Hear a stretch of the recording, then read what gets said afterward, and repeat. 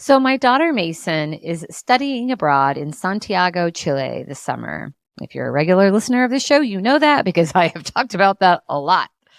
And last week, she called me at 8 p.m., upset that she couldn't find the bus back to her host family's home. She'd taken the bus from school to their home, but the group had gone out somewhere after school.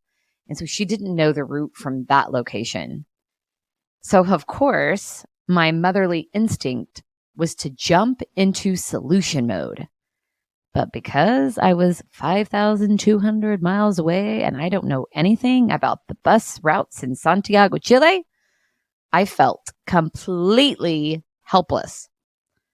I hated knowing that she was scared and that there was absolutely nothing that I could do to make it better. She ended up connecting with a schoolmate and going back to her host family's home, so it all worked out. But it left me frustrated from feeling this helplessness that I'd felt. Novelist Mary Below writes that the suffering of a loved one is in many ways worse than one's own suffering because it leaves one feeling so very helpless. And isn't that so true? When I'm suffering, I can do something about it. But when Mason or anyone else that I care about is hurt, is suffering, is feeling pain, there isn't anything I can do to change those things. All I can do is affirm how they're feeling, encourage them, walk through their suffering with them, which is even more painful for me. And the same goes for how we're supporting our teams.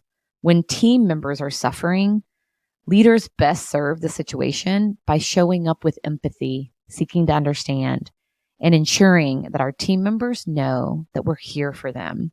My colleague, Allie, lost her dog, Chili, recently. Gosh, Chili and her had such a special relationship, and it was a devastating loss, and she is suffering greatly.